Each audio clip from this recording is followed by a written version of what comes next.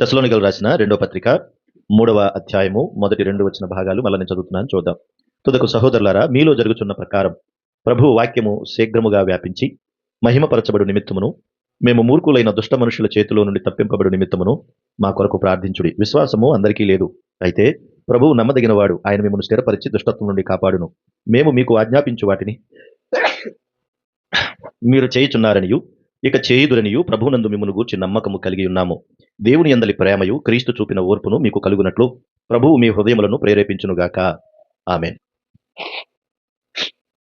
మంచిది. ఈ తెస్సలోనిక పత్రిక చదువుకున్నటువంటి లేఖన భాగంలో గడిచిన వారంలో మనము ప్రార్థనాంశాలు 2 విషయాల్లో ప్రధానంగా అపోస్తలుడైన పౌలు గారు మా కొరకు ప్రార్థించండి అనే విషయాన్ని చెప్తూ ఉన్నాడు.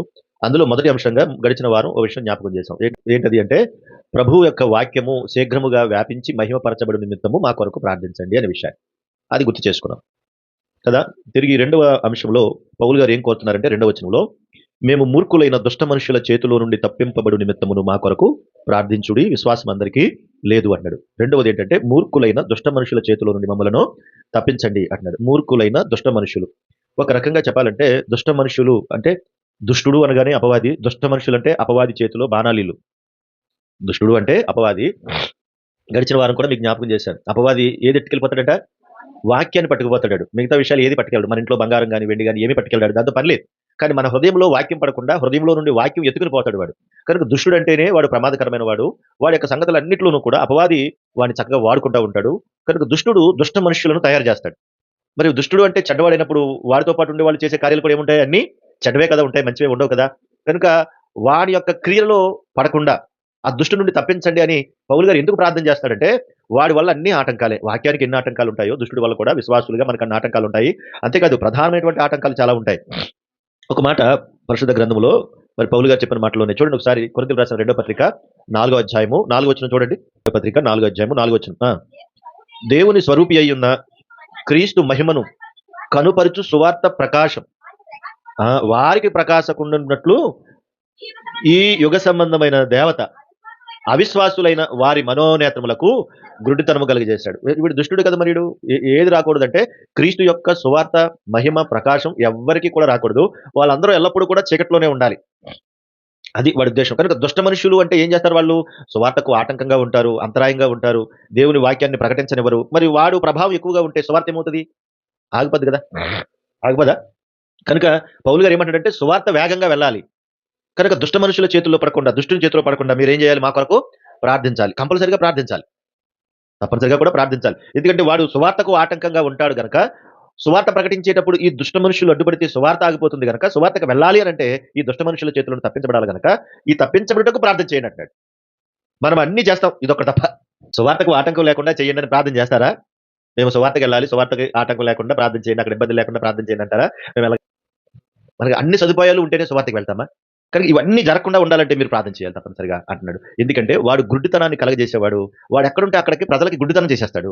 ఆ గుడ్డితనం వల్ల ఏమవుతుందంటే సువార్తకు ఆటంకం అయిపోతుంది. ఆ గుడ్డితనం తెరిపించాలంటే మన వల్ల కాదు, దేవుడే తెరిపించాలి. కాబట్టి నిలబడేది నువ్వు, తెరిపించేది ఆయన. నిలబడేది నువ్వు, మాట్లాడేది ఆయన. నిలబడేది నువ్వు, పంపించేది ఆయన. నువ్వు నిలబడాలి అంతే, ఒక సాధనంగా. చూడండి, మరొక మాట కూడా జ్ఞాపకం చేస్తాను. అపోస్తలుల కార్యములు 14వ అధ్యాయము 1-2 వచనాలు చూడండి. అపోస్తలుల కార్యములు 14వ అధ్యాయము 1-2 వచనాలు చూడండి.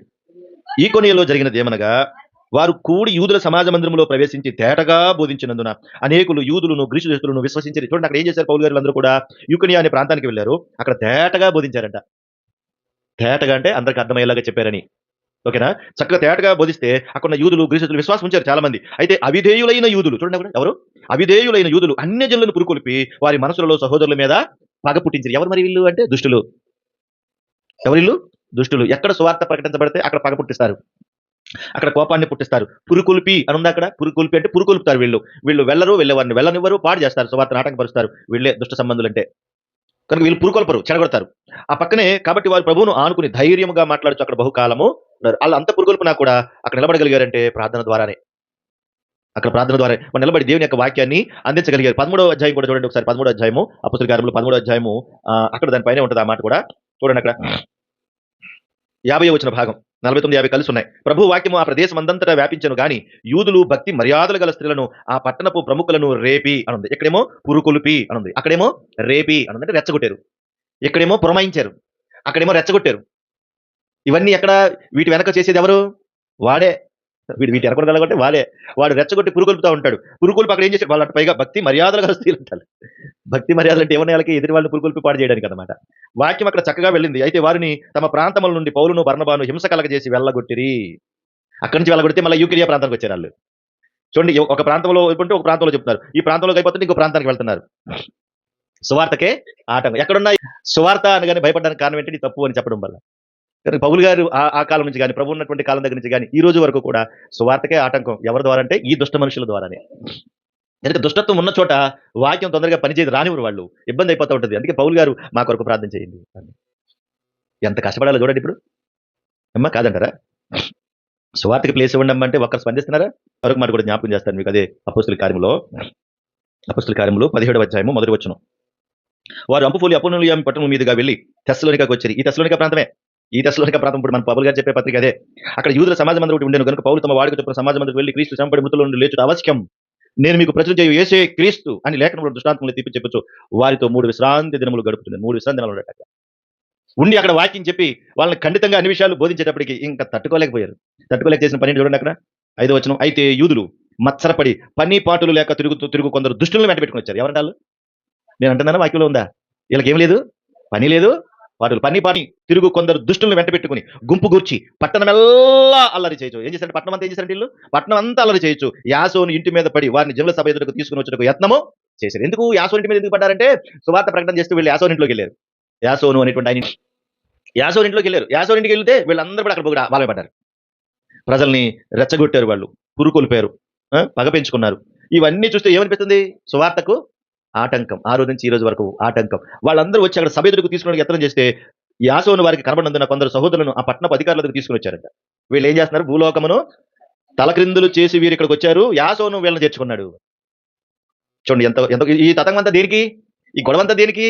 అక్కడ ఈ కొనేకి వెళ్ళినా, వాళ్ళ మీద పగబట్టుకున్నా, అక్కడ ఒక చేయకూడని పనులు చేసినా, ఇబ్బంది పెట్టినది అంతా దేనికంటే యేసుక్రీస్తు యొక్క సువార్త వారి యొక్క ప్రకాశం వాళ్ళకి వెళ్లకుండా ఉండడానికే ఈ ఆటంకం. మరి దుష్టులు ఎక్కడుంటే అక్కడ ఆటంకపరుస్తూ ఉన్నారు. వాడి వెనకాల నుండి పనిచేసేది ఎవరు పనిచేస్తున్నారు వాడి వెనకాల? దుష్టుడు అనగానే వాడి వెనకాల ఉంటారు. మనకు కనబడేది దుష్టుడే, కానీ వెనకాల ఉండేది వాడు అంటున్నాడు, ప్రభు వాక్యము శీఘ్రముగా వెళ్ళాలన్నా మీరు మా కొరకు ప్రార్థించాలి. మేము మూర్ఖులైన దుష్ట మనుషుల చేతిలో నుండి తప్పించబడిన నిమిత్తం మీరేం చేయాలి? మా కొరకు ప్రార్థించాలి. విశ్వాసం అందరికీ లేదంటే ఆ విశ్వాసులు చాలా మంది ఉన్నారని, అంతే కదా? మరి అందరికీ ఈ విశ్వాసం లేదని. అక్కడ 3వ వచనంలో, అయితే ప్రభువు నమ్మదగిన వాడు, ఆయన మిమ్మల్ని స్థిరపరిచి దుష్టత్వము నుండి కాపాడును. ఏం చేస్తాడంట? ప్రభువు నమ్మదగిన వాడు. దుష్టత్వం నుంచి కాపాడేవారు ఎవరు? ప్రభువే కాపాడాలి. కనుక ప్రార్థన చేయమంటున్నాడు. యేసుక్రీస్తు వారు కూడా మత్తయి సువార్త 6వ అధ్యాయం 13వ వచనంలో ఆయన పరలోక ప్రార్థన నేర్పిస్తారు కదా అందరికీ. పరలోక ప్రార్థన నేర్పిస్తూ శిష్యులు వచ్చి అన్నారు, మేము ఎలా ప్రార్థించాలి మాకు చెప్పండి అంటే, అప్పుడు చెప్పాడు కదా ఆయన ఇలా ప్రార్థన చేయమని. 6:13 చదవండి. ఆ పరలోక ప్రార్థనలో కూడా ఆయన ఏం చెప్తున్నాడు ఆయన? కాబట్టి మీరేలాగా ప్రార్థన చేయండి. 9వ వచనంలో, పరలోకమందున్న మా తండ్రి, నీ నామం పరిశుద్ధపరచబడును గాక, నీ రాజ్యం వచ్చు గాక, నీ చిత్తం పరలోకమందు నెరవేర్చినట్లు భూమి యందును నెరవేరును గాక, మా అనుదినాహారము నేడు మాకు దయచేయము, మా రుణస్తులు మేము క్షమించిన ప్రకారం మా రుణములను క్షమించుము, మమ్మను శోధనలోనికి తేక దుష్టు నుండి మమ్మను తప్పించుము. దుష్టు నుండి మమ్మను తప్పించుము. దుష్టు నుండి అంటే కీడు నుండి అని ఉంటుంది అక్కడ. దుష్టుడు అంటే అపవాది, వాడే. మరి ఇక్కడ ఇంకోటి విషయం ఏంటంటే, శోధన నుండి మమ్మల్ని తప్పించండి అని అనట్లేదు. ఏమంటున్నాడు ఆయన? దుష్టు నుండి మమ్మను తప్పించండి అంటున్నాడు. ఎందుకు? కారణం ఏంటంటే, శోధన గురించి ఏమన్నాడు? యాకోబు పత్రిక 1వ అధ్యాయం 12వ వచనంలో ఉంటుంది కదా అన్నమాట. శోధన సహించువాడు ధన్యుడు అన్నాడు, కానీ దుష్టుడి దగ్గరికి వచ్చేటప్పుడు మాత్రం దుష్టు నుండి తప్పించుము అని ప్రార్థన చేయమంటాడు. ప్రభు వాళ్ళు ప్రార్థన చేయమంటాడు. కనుక వాడి నుండి తప్పించబడాలి కంపల్సరిగా. అంతేకాదు యేసుక్రీస్తు వారు కూడా ప్రార్థన చేసేటప్పుడు ఆ మాటలు కూడా చెప్పాడు ఆయన. యోహాను సువార్త 17వ అధ్యాయం 15వ వచనం చూడండి. యోహాను సువార్త 17వ అధ్యాయము 15వ వచనం. నీవు లోకంలో నుండి వారిని తీసుకుని పొమ్మని నేను ప్రార్థించట్లేదు, కానీ దుష్టు నుండి వారిని కాపాడమని ప్రార్థించుతున్నాను. యేసుక్రీస్తు వారు కూడా ప్రార్థన చేస్తే అదే మాట చెప్తున్నాడు, దుష్టు నుండి వారిని కాపాడండి అని. ఎందుకంటే శరీరం ధరించుకుని రక్తమాంసాలు ధరించుకుని మనలాగే ఈ భూమి మీదకి వచ్చాడు కాబట్టి ఆయన దుష్టు నుండి తప్పించు ప్రభా, వీరు లోకంలో నుంచి నేను ఎన్నుకున్నాను, వీరు లోకంలోకి వెళ్ళి నా మాటలు అందించాలి, కాబట్టి వీరిని దుష్టు నుండి తప్పించండి అని ప్రార్థించబడతారు. మీరేమని ప్రార్థన చేస్తారు? ప్రభా, ఏ శోధనలో పడకుండా తప్పించండి ప్రభా, ఏ రోగం రాకూడదు, ఏ ఇబ్బంది రాకూడదు, ఏ కష్టం రాకూడదు. మరి ఏం చేయాలా? ఇప్పుడు నీకు ఏ బాధ లేదు, ఏ కష్టం లేదు, ఏ నష్టం లేదు, ఏ బాధ లేదు, ఇప్పుడు నువ్వు ఎలా ఉంటావు చెప్పు? వార్తకు ఆటంకం జరుగుతుంది కాబట్టి దుష్టుడు వాడి పని వాడు చేసుకుంటూ వెళ్ళిపోతున్నాడు. మళ్ళీ జ్ఞాపకం చేస్తున్నాను, ప్రస్తుతం ఉన్న దుర్దినాలలో వాడి పనులు విపరీతంగా ఉన్నాయి. ఎవడాడు? అపవాది. వాడికి టైం దగ్గరగా ఉంది, పెద్ద టైం లేదు వాడికి, కొంచెం కాలం టైం ఉంది వాడికి. కాబట్టి వాడు విజృంభిస్తున్నాడు, విపరీతంగా విజృంభిస్తున్నాడు. వాడి క్రియలు ఏమేం చేయాలో, ఎలా చేయాలో, ఎలా నడిపించుకోవాలో అన్ని చేస్తున్నాడు. వాడి పనులు చాలా బాగా పనిచేస్తున్నాయి, వాడు చాలా బాగా పనిలో ఉన్నాడు, కానీ మనకి ఏమీ తెలీదు. బేభత్సంగా ఉన్నారనమాట. పిల్లలు విపరీతంగా చచ్చిపోతారు, చిన్నపిల్లలు. ఫోన్కి ఎడిక్ట్ అయిపోయారు వాళ్ళు, కనుక చచ్చిపోతున్నారు వాళ్ళు. మీకు తెలియని విషయం, కనబడేది ఇదే, కానీ దీని వెనకున్నది మాత్రం వాడే. కనబడేది ఇది, దాని వెనకున్నది వాడు. కనుక ఒక సమయం పెట్టాలి, దానికి ఒక సమయం ఉండాలి. ఈ సమయానికి చూడాలి, ఈ సమయానికి చూడాలి, ఒక సమయం నియమం ఉండాలి. విపరీతమైనటువంటి లోక సంబంధమైన వ్యామోహం విపరీతంగా పెరిగింది. చదువుల పిచ్చిలో కూడా వాడు పెట్టేశాడు మొత్తం అందరిని తీసుకెళ్ళి. చదువులు విపరీతంగా, చదువు చదువు చదువు ఉండాలి. చదువు లేకపోతే ఈ భూమి మీద బ్రతకలేం. ప్రస్తుతం ఉన్న కాలాన్ని బట్టి చదువుకోవాలి, కానీ దేవుని కన్నా కాదు. కష్టపడాలి, కానీ దేవుని కన్నా కాదు. ఏదైనా దేవునికి లోబడే చేయాలి. సండే స్కూల్ పిల్లల్ని తీసుకురావడానికి ఎంత కష్టమైపోతుంది ఈ రోజు. వాళ్ళని సండే స్కూల్ పిల్లలకి కష్టమవుతుంది, సండే స్కూల్ టీచర్లు కష్టమవుతుంది. తల్లిదండ్రులు కూడా అసలు బొత్తిగా కూడా జ్ఞానం లేకుండా, బుద్ధి లేకుండా ప్రవర్తిస్తున్నారు. అన్నిట్లోనూ శ్రద్ధ ఉంటుంది వాళ్ళకి, కానీ ఒరేయ్ నువ్వు వెళ్ళాలిరా అన్న మాట తండ్రి అంటలేదు, తల్లి అంటలేదు. వీడు వెనకున్నది ఎవరనుకుంటాడు వాడే. నువ్వు వెళ్ళకపోతే నష్టం లేదు, ఒక పూట మానేస్తే నష్టం లేదు. అక్కడ నువ్వేం నాశనం అయిపోవు. నాశనం అయిపోయిన కుటుంబాలు ఒకసారి చూడండి, గొల్లుమని ఏడుస్తూ ఉన్నాయి. ఉన్నాడు, వాళ్ళకి అన్ని రకాల సౌకర్యాలు ఉంటాయి, కానీ దేవుని దగ్గర రావడానికి మాత్రం సౌకర్యాలు ఉండవు. అన్ని రకాల పనులు ఉంటాయి వాళ్ళకి. మంచి మంచి డ్రెస్సులు కొంటారు వాళ్ళకి, మంచి మంచి బూట్లు కొంటారు వాళ్ళకి, మంచి మంచి బ్యాగులు కొంటారు, కావాల్సిన వస్తువులన్నీ కొంటారు, వాడు ఏం కావాలో కొనిస్తారు. కానీ దేవుని దగ్గరికి మాత్రం ఏమి ఉండవు. ఇంటి దగ్గర నువ్వు మంచి వాక్యం నేర్చుకోవాలరా అని చెప్తారా? పోనీ ఈ డ్రమ్ నువ్వు నేర్చుకోవాలరా, ఇంటి దగ్గర చిన్న చిన్న డ్రమ్ములు కొనిపించారు వాళ్ళకి. ఇక్కడికి వచ్చి పోటీ పడుతున్నారు అది తీసుకోవడానికి. ఇంటికాడ కూర్చోబెట్టి నేర్చుకోరా? చిన్నప్పుడు మా పిల్లలకి చిన్న చిన్న కొనిచ్చండి నేర్చుకోవాలని, వాళ్ళు నేర్చుకోవాలని కొనుక్కొచ్చారు. కానీ దేవుని దగ్గర ఖర్చు పెట్టడానికి మాత్రం డబ్బులు రావట్లా, అసలు చేతులే రావట్లా.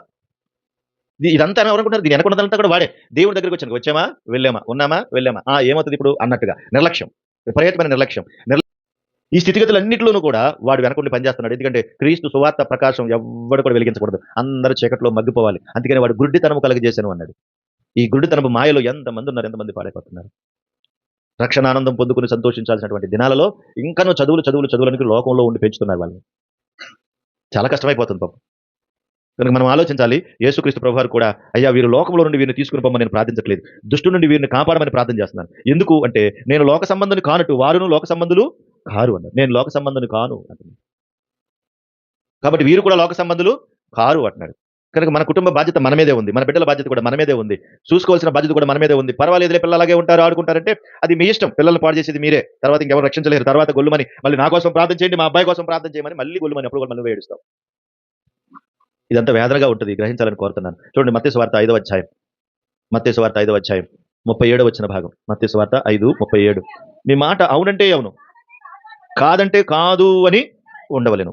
వీటికి మించినది దుష్టు నుండి పుట్టింది. అంటే ఏంటి ఈ మాట ఎందుకు చెప్పాడు ఆయన? యేసుక్రీస్తు వారు చెప్తూ మీ మాట అవునంటే అవును, కాదంటే కాదు, వీటికి మించి దుష్టు నుండి పుట్టిందంటే ఏంటి? అప్పుడే అబద్ధాలు ఆడతావు, అప్పుడే అవునంటావు, అప్పుడే కాదంటావు, వస్తానంటావు, రానంటావు, ఉండనంటావు, వెళ్తానంటావు, ఏమనంటావు, తెలియదంటావు.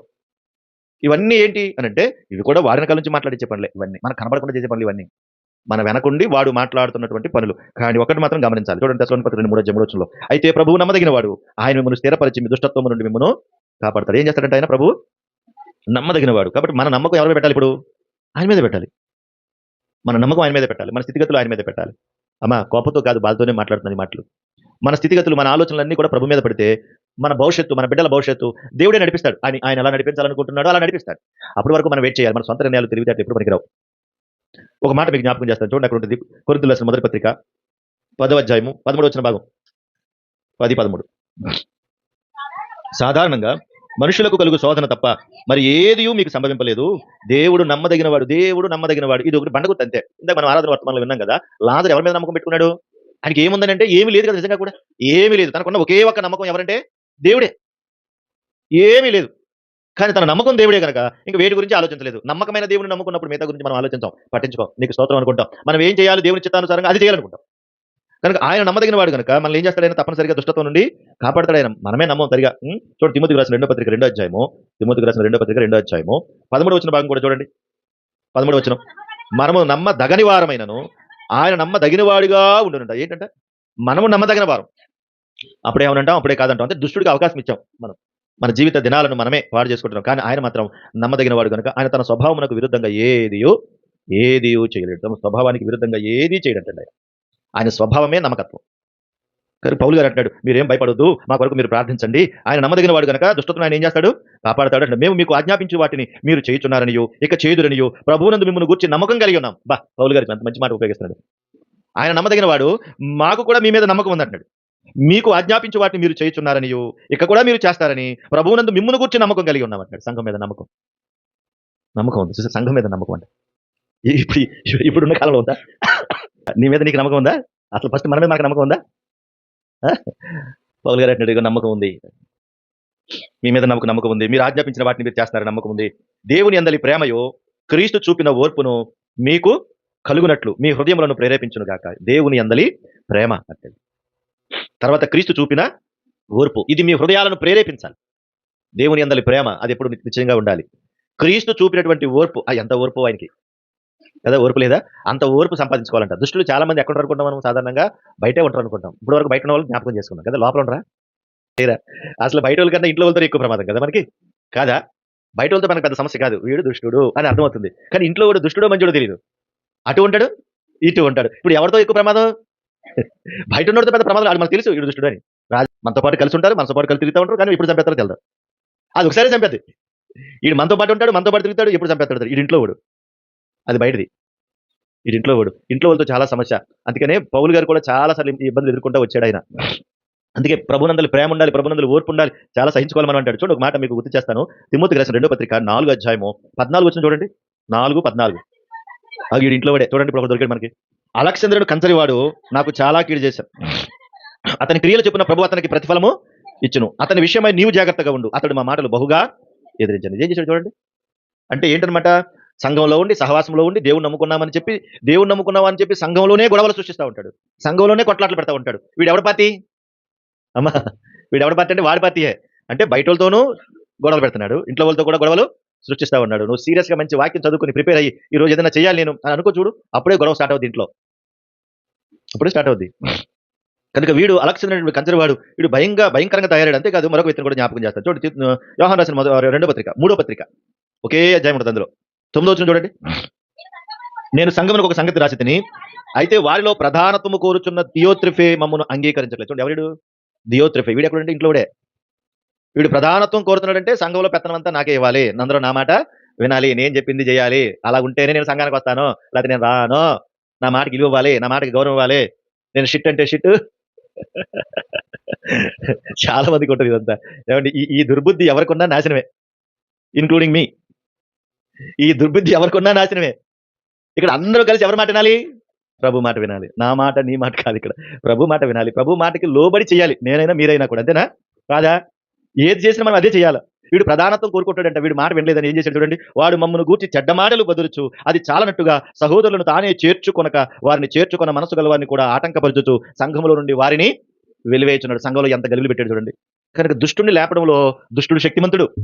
వాడు ఎప్పుడు కూడా ఎలాగోలా గొడవలు సృష్టిస్తూ ఉంటాడు. వాడి దృష్టిలో పడితే సంఘం పాడవుతుంది, కుటుంబం పాడవుతుంది, వ్యక్తిత్వాలు పాడవుతాయి. అందుకని అన్ని విషయాల్లో కూడా నమ్మదగిన దేవుడు నాకు తోడుగా ఉన్నాడు కనుక నేను నమ్మాల్సింది ఎవరిని?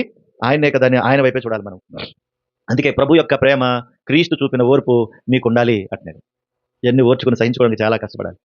ఏమండి, మంచి పాలు మంచి అందంగా కాశారు జ్ఞానమణి గారు, పాలు చాలా బాగా కాశారు, అందులో అంత విషపు చొక్కేశారు. పనిచేస్తాయా పాలు? పనిచేస్తాయా?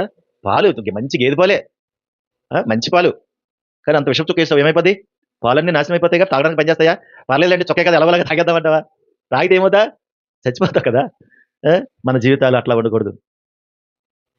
అన్నిట్లోనూ నేను పర్ఫెక్ట్ అండి అంటే ఎట్లా? అన్నిట్లోనూ పర్ఫెక్ట్ గా ఉండడానికే జీవితాంతం బతకాలి మనం. ఎవరం పర్ఫెక్ట్ కాదు, కానీ బ్రతకడానికి దేవుడు చూపిన మార్గంలో దినదినము బ్రతకడానికే ప్రయత్నం చేయాలి. అదే మన జీవితంలో చేయాల్సిన పని. ఒక మాట చెప్పి ముగించేస్తాను నేను. చూడండి ఒకసారి లోకాసువార్త 12వ అధ్యాయం, లోకాసువార్త 12వ అధ్యాయం 35వ వచన భాగం. మీ నడుములు కట్టుకోండి, మీ దీపములు వెలుగుచుండనియండి. పెండ్లుందులు వచ్చి తట్టగానే అతనికి తలుపు తీయటకు అతడు ఎప్పుడు వచ్చునో అని అతని కొరకు ఎదురు చూచు మనుష్యుల వలే ఉండు. ఎలా ఉండమంటాడు? దేవుడు చూపిన కృప, ప్రేమ, ఓర్పు ఇవన్నీ ఎప్పుడు దాకా ఉండాలంటే ప్రభు వచ్చే 2వ రాకడ వరకు ఉండాలి. అందుకే ఆయన ఎప్పుడు వచ్చి తలుపు తట్టినా సరే సిద్ధంగా ఉండాలంట. 37 అంటాడు, ప్రభు వచ్చి ఏ దాసులు మెలకుగా ఉండుట కనుగొనునో ఏమన్నాడు? ఆ దాసులు ధన్యులు, అతడు నడుము కట్టుకుని వారి భోజన మందిని కూర్చుని తానే వచ్చే వారికి ఉపచారం చేయడం మీతో నిత్యముగా చెప్తున్నాడంటే తన 2వ రాకడ వచ్చే వరకు కూడా సిద్ధపడే ఉండాలి. అక్కడ ఇంకా అంటాడు, అతడు 2వ జామున వచ్చినను 3వ జామున వచ్చినను ఏ దాసులు మెలకుగా ఉండుట కనుగొను ఆ దాసులు ధన్యులు. దొంగ ఏ గడియ వచ్చినో ఇంటి యజమానికి తెలిసినలా అతడు మెలకుగా ఉంటే తన ఇంటికి కన్నం వేయనుడు అని తెలుసుకోండి. మీరు కొనని గడియలో మనిషి కుమారుడు వచ్చును కనుక మీరును సిద్ధముగా ఉండండి. ఎప్పుడు దాకా సిద్ధంగా ఉండాలి? ప్రభు వచ్చే రాకడ వరకు కూడా. ప్రభువా, ఈ దుష్టు నుండి తప్పించు, క్రీస్తు సువార్త ప్రకాశం అందరికీ వెదజల్లేటట్టుగా సహాయం చేయి, నీ వాక్యము శీఘ్రముగా వ్యాపించాలి, ఈ దుష్టు నుండి తప్పించు ప్రభువా. ఎప్పటి వరకు అంటే ప్రభు వచ్చే రాకడ వరకు కూడా ఇది కాపాడుకోవాలి. బయట వాళ్ళకి ఇవన్నీ తెలుస్తాయా? ఇవన్నీ ఉంటాయంటే వీళ్ళకి ఏమి ఉండవు. మన బాధ్యత అదే, మన బాధ్యత అదే. కనుక పేదవాడు ఎప్పుడు దాకా కాపాడుకున్నాడు? చచ్చిపోయే వరకు కాపాడుకున్నాడా? మధ్యలో వదిలేసాడా? చనిపోయే స్థితి వరకు కూడా కాపాడుకున్నాడు. మరి ధనవంతుడు ఇప్పుడు కాపాడుకున్నాడంటే ఏమీ కాపాడుకోలేదు వాడు. ఇద్దరు చచ్చిపోయారంటే ఇద్దరు చచ్చిపోయారు. ఇద్దరు చచ్చిపోయిన తర్వాత ధనవంతుడు ఎక్కడికి పోయాడు? ఎక్కడికి వెళ్ళాడు? పాతాళానికి వెళ్ళాడా? పరలోకానికి వెళ్ళాడా? పాతాళానికి పోయాడు. కానీ బేదలాదుని ఎదుర్కోవడానికి ఎవరు వచ్చారు? దేవదూతలు వచ్చి హత్తుకున్నారు. నాయన నువ్వు వెరీ గుడ్ పర్సన్, నువ్వు కాపాడుకున్నావు, నీ విశ్వాసాన్ని నువ్వు కాపాడుకున్నావు, క్రీస్తునందలి ప్రేమ, క్రీస్తునందలి ఓర్పు నువ్వు ఓర్చుకుని సహించుకున్నావు. దుష్టుడు ఎన్ని రకాల ప్రయత్నం చేసినా నువ్వు నీ ప్రేమని, నీ ఓర్పును, నీ రక్షణ విడిచిపెట్టలేదు. కనుక ఎవరైతే ప్రభు కొరకు బాగా బ్రతకాలనుకుంటారో వారిని ఎక్కువగా అపవాది ఏం చేస్తాడు? శోధిస్తాడు. అంత శోధనలోనూ కూడా ఈ భేదవాడు తట్టుకు నిలబడ్డాడు కానీ ప్రభువుని విడిచిపెట్టలేదు. కానీ ధనవంతుడు మాత్రం అన్నిట్లోనూ కూడా ఫెయిల్ అయిపోయాడు, దేవునికి విరుద్ధంగా బ్రతికాడు. అందుకే అక్కడ మాట అంటాడు, ఆ మాట చదువుదామా? బాగుంటది కదా మాట, ఒకసారి చూడండి, చదవండి. లోకాసు వార్త 16వ అధ్యాయము 25వ వచనం. అందుకు అబ్రహాము, కుమారుడా, నీవు నీ జీవిత కాలమందు నీకిష్టమైనట్టు సుఖము అనుభవించితివి. ఏం చేశాడంటే ధనవంతుడు చేసిన నేరం? నీవు నీ జీవిత కాలమందు నీకిష్టమైనట్టు సుఖం అనుభవించావు. చిన్న ప్రశ్న, ఇప్పుడు డబ్బు నాది, ఇల్లు నాది, అన్ని నావి, నాకు ఇష్టమైన బతకడం తప్ప? కుమారుడా, నీవు నీ జీవిత కాలమందు నీకు ఇష్టమైనట్టు సుఖం అనుభవించాడు. డబ్బు నాది, ఇల్లు నాది, కారు నాది, బంగ్లా నాది, అన్ని నావే, మరి నాకు ఇష్టమైన బతకదా? ఇక్కడ మన ఇష్టము చెల్లదు. ఇక్కడ మన ఇష్టము చెల్లదు. ఇక్కడ ఎవరి ఇష్టం కావాలి? దేవుని ఇష్టం కావాలి. మన ఇష్టం చెల్లదు, దేవుని ఇష్టం కావాలి. ఎందుకంటే ఈ జీవితం ఎవరిచ్చారు? దేవుడే ఇచ్చాడు. ఈ జీవితంలో మెప్పు ఎవరు ఇవ్వాలంటే దేవుడు ఇవ్వాలి. ఈ దేవుని ద్వారా ఘనత దేవునికే ఇవ్వాలి. మనం నా ఇష్టం, నా ఇష్టం, నా ఇష్టం అంటే నీ ఇష్టం నిన్ను నాశనం చేస్తుంది. సామెతల గ్రంథంలో ఒకని మార్గం తిన్నగా కనబడద్దంట, అక్కడికి వెళ్ళిపోద్దంటే మరణానికి దారి తీస్తుంది అన్నది. నీ ఇష్టం, నీ ఇష్టం, నీ ఇష్టం అనుకుంటూ బతికేస్తే అసలు. కుమారుడా, నీవు నీ జీవిత కాలం ముందు నీకు ఇష్టమైనట్టు సుఖం అనిపించుతుంది. అలాగే లాజరు ఏం చేశాడు? ఏ కష్టం అనిపించాడు లాజరు అంటే? అంత బాధలోను అంత వేదనలోను కూడా దేవుణ్ణే మహింపరిచాడు. అది కానీ ఇప్పుడు ఏం చేస్తున్నాడు? అతడు ఇక్కడ నెమ్మది పొందుతున్నాడు, నువ్వేం చేస్తున్నావు? యాతన పడుతున్నావు. ఇక్కడ నా ఇష్టం అన్నవాడు అక్కడ దేవారాత్రులు గొల్లుమని ఏడాలి. ఇక్కడ నా ఇష్టం, నా ఇష్టం, నా ఇష్టం అన్నవాడు అక్కడ జీవితాంతం ఏడాలి. ఎందుకు? అగ్ని ఆరదు, అక్కడ అగ్ని ఆరదు, పురుగు సావదు. రే నా ఇష్టం, నా ఇష్టం అన్నావు కదరా అంటాడు అక్కడ దేవదత్త. బాగా ఏపుతా ఉంటాడు నిన్ను. అప్పుడు పండ్లు కొరుకును అన్నాడా? అక్కడ బాగా ఏపుతా ఉంటాడు నిన్ను, ఓ పీకుతా ఉంటాడు నిన్ను. మనం తాగినప్పుడు హాయిగా ఉంది, అక్కడ ఎక్కడేంటి ఎలా ఉంది మండిపోతుంది అంటాడు. భూమి మీద ఎలా ఉందంట? హాయి ఉందంట తాగినప్పుడు. ఇక్కడ ఎలా ఉంది? ఎరగదీస్తా ఉంటాడు. అక్కడ మామూలుగా ఉండదు అసలు. యుగ యుగాల యాతన, యుగ యుగాల బాధ అనిపించాలి అక్కడ. నువ్వు చిన్న చిన్న శ్రేయస్సు కావాలి, సమాజ శ్రేయస్సు కావాలి, సమాజం బాగుండాలి. ఒక మంచి క్రైస్తవుడు సమాజం అంతా బాగుండాలని చూస్తాడు. మంచి క్రైస్తవుడు అందరూ బాగుండాలని కోరుతాడు. కానీ ఎవడు పట్టించుకోలేదు. ఇంత పిల్లలు తాగేస్తానంటే ఎలా? ఎలా అంటే నా ఇష్టం, నా ఇష్టం, నా ఇష్టం అని వయసు నిండా 14 సంవత్సరాలు ఉంటుంది, 15 సంవత్సరాలు ఉంటుంది, అడిగి తాగేస్తానంటే ఏమనాలి?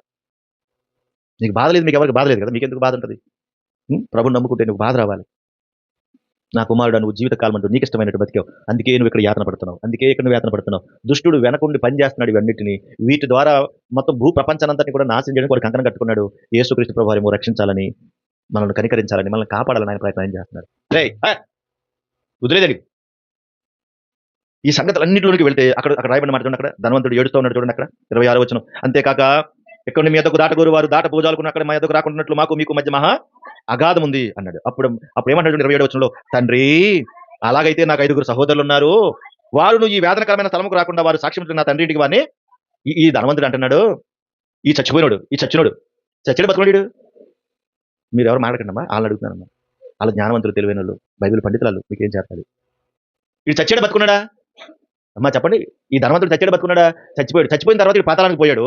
బతుకున్న అక్కడ ఇంకొక చచ్చిపోయాడు కదా లాజరు, ఆయన ఎక్కడికి వెళ్ళిపోయాడు? ఆయన పరదేశికి వెళ్ళిపోయాడు. ఈ వేదనకరమైన పరిస్థితులకు వెళ్ళిపోయాడు. ఈ చచ్చినోడి దగ్గరతో మాట్లాడుతూ పైన మధ్యలో అగాధం ఉంది. ఈ మధ్యలో అబ్రహాంతో ఉంటే అబ్రహాం కనబడుతున్నాడంట. అబ్రహాంతో మాట్లాడుతున్నాడు, తండ్రి నేను ఇక్కడ చచ్చిపోతున్నాను అంటే. మరి బాగా బతికావు కదరా భూమి మీద, బతికావు కదరా, మరి ఇప్పుడు ఏంటంటే అవును, మరి ఇక్కడ యాతన పడతావరా? అక్కడ హాయిగా బతికావు, ఇక్కడ ఏమైంది నీకు? ఇక మామూలుగా ఉండదు ఇక్కడ నీకు. ఏమనుకున్నారా నేనంటే అని అన్నాడు దేవుడు. అబ్రహాం అన్ని చెప్పాడు, సుఖపడ్డావు కదా ఆయన, దేవుడు చేశాడు నీకు, మరి మనం ఏం చేయలేం అన్నాడు. అలాగా అయితే బాధ కలిగినోడు, నొప్పు కలిగినోడు అంటాడు ఏమని? అయ్యా నాకు భూమి మీద ఒక 5గురు సహోదరులు ఉన్నారు అయ్యా. ఎక్కడున్నారు వీళ్ళు? ఈడెక్కడున్నాడు? ఈ 5గురు ఎక్కడున్నారు? భూమి మీద ఉన్నారు. సచ్చినోడు ఎక్కడున్నాడు? పాతాళంలోకి వెళ్ళిన తర్వాత వేదన పడుతూ ఏడుస్తూ అక్కడ అర్థమైందండి వీడికి. ఏమర్థమైంది వీడికి?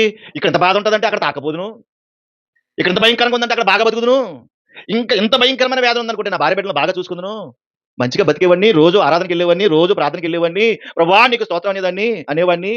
ఇంత బాధ ఉంటుందో నాకు తెలియదు. ఇప్పుడు ఇంకా కాలేజ్ అనేవాడిని, ఎప్పుడైనా కాలేజ్ అనేవాడిని. నిజంగా కాలేజీకి వెళ్తాను ఎక్కడ పోతాడో తెలియదు. ఎప్పుడైనా ఇలాగనేవాడిని. ఇంత బాధ తెలియదు. భూమి మీద ఎవరున్నారు నాకు? 5గురు సహోదరులు, మా తమ్ముళ్ళు 5గురు ఉన్నారు. మరి పైన ఉన్నారు కదా ఎవరు? లాజరు. ఒకసారి అక్కడ పంపించి, ఒరే అక్కడ చాలా యాతనగా ఉంది, చాలా బాధగా ఉంది, నువ్వు అక్కడికి వెళ్ళేది బాధ ఉందని చెప్పరా అంటాడు. ఎవరు చెప్పాలి? ఎక్కడ చెప్పాలి? చచ్చినోడు వచ్చంట బతుకునోడు చెప్పాలంట. చచ్చినోడు వచ్చంట బతుకునోడు చెప్పాలంటండి. చచ్చినోడు ఎలా చెప్పాడండి? చచ్చినోడు బతుకున్నోడికి చెప్పడానికి అవకాశం ఉందా? లేదు. చచ్చినోడు బతుకున్నోడికి చెప్పడానికి అవకాశము లేదు. బతుకున్నోడు బతుకున్నోడికే చెప్పాలి. ఒరే బతుకున్నవాడు మాట ఏం లేదురా నువ్వా? చచ్చినోడి మాట ఎలా వింటావురా నువ్వా? బతుకున్నోడి మాట ఏంట్లేదురా నువ్వు? చచ్చినోడి మాట ఎలా వింటావురా? బతుకుండగా ఎంతమందికి నీ దగ్గరికి పంపించానురా నేను? ఎంతమంది సువార్తికులొచ్చారు? ఎంతమంది సేవకులొచ్చారు? ఎన్ని సార్లు నీకు ఈ వాక్యం వినిపించుంటాను నేనక్కడ. ఇదిగో ధనవంతుడిలాగా ఏడుస్తున్నాడు. ఒరేయ్ చూడరా ఎన్ని సార్లు చెప్పాను. ఆ లాజరు ఏడుస్తున్నాడు ఎన్ని సార్లు చెప్పాను. ఒకసారి కాకపోతే ఒకసారి విన్నావురా నువ్వు మాట? ఇప్పుడు వెళ్ళి చెప్పాలా? అసలు అవకాశమే లేదు. అవకాశం లేదు. ఎంతకాలం ఉంటామో, ఎంతకాలం బతుకుతామో మనకి గ్యారంటీ లేని జీవితం ఇది. గ్యారంటీ ఉందమ్మా దీనికి? గ్యారంటీ లేదు. అందుకే యేసుక్రీస్తు ప్రభువారు అన్నాడు, నేను వచ్చేటప్పటికి ఇద్దరు తిరగలి విసురుతుండగా ఒకళ్ళు ఏం చేస్తారంట? వెళ్ళిపోతారంట. ఒక ఏమైంది? పరలోకి వెళ్ళిపోయింది. ప్రభు వచ్చాడు, పిలుపు పొందింది. ఇద్దరు తిరగలిసింది ఏమైపోయారంట? ఆ! మరి నువ్వు ఏ లిస్ట్‌లో ఉంటావు? నీకు అర్థం అవ్వట్లేదా? అంటే దేవుని కొరకు యథార్థంగా బ్రతికాడు. నువ్వు ప్రభువుని నమ్ముకుని వేషం వేసుకున్నావు. వేషం. ఇయ్యక కాదు. మామూలుగా చెప్తాను. వేషం వేసుకున్నావు. వేషం వేసుకున్న ఎక్కడుంటారు? ఇక్కడే ఉంటారు. యథార్థంగా బ్రతికాడు దరిద్రుడు. ఎక్కడికి వెళ్ళిపోయాడు? ఈడు వేషం వేసుకున్నాడు ధనవంతుడు. లోపల యేసుక్రీస్తు ఫోటో కనపడుతుంది. గుమ్మ ముందు ఒకటి కనపడుతుంది. బైబిల్ మీద ఒకటి కనపడుతుంది. ఒంటి మీద ఒకటి అన్ని సిలువ గుర్తులే. ఎక్కడ చూసినా సిలువ గుర్తులే. కానీ లోపల ఎవరు లేరు? క్యాలెండర్ మీద ఒకటి ఉంటుంది. ఇంటి మీద ఒకటి ఉంటుంది. గుమ్మ ముందు ఒకటి ఉంటుంది. ఎక్కడ చూసినా సిలువ గుర్తులే. కానీ లోపల ఎవరు లేరు? అసలు ప్రతిరోజు దేవుడితో మాట్లాడుతూ ఉంటాడు. అయ్యో! ప్రతిరోజు మాట్లాడుతూ ఉంటారు దేవుడితోటి. ప్రభువా దుష్టత్వం నుండి విడుదలకు ప్రార్థించండి. వాక్యం శీఘ్రంగా వ్యాపించాలి ప్రార్థించండి. ఇదిగో నేను రాబోతున్నాను. నేను వచ్చే వరకు సిద్ధంగా ఉండండి. యేసుక్రీస్తు బలియాగం అంటే నేను చెప్తాను. మనం విని విని విని ఏమనిపిస్తుందంటే అంతే కదా. తీసుకునేటప్పుడు కూడా నీ రక్తం తాగుతున్నావు. ఆ, శరీరం అంటే ఒక ఫస్ట్ ఏమనిపిస్తుందంటే ఫస్ట్ కొంచెం భయం అనిపిస్తుంది. రెండోసారి కొంచెం భయం తగ్గిద్ది. ఇంకా మూడోసారి మొండితనం వస్తుంది అనమాట. ఏంటి ఇందులో ఏముంది ఇప్పుడు ఇందులో? ఆయన అలా చెప్తా ఉంటాడు, నేను ఇలాగ వింటా ఉంటాను. కానీ నీ శరీరం మారుతుంది, నీ గుండె స్థితి మారుతుంది, నీ జీవిత స్థితి మారుతుంది. ఇది మనకు కావాలి. అందుకని ప్రభు వచ్చే రాకడికి ఎవరైతే సిద్ధంగా ఉంటారో వాళ్ళే వెళతారు. పై వేషాన్ని దేవుడు చూడు. ఆయనను ఆరాధించేవారు యథార్థముగా ఆరాధించమన్నాడు. అది కావాలంటే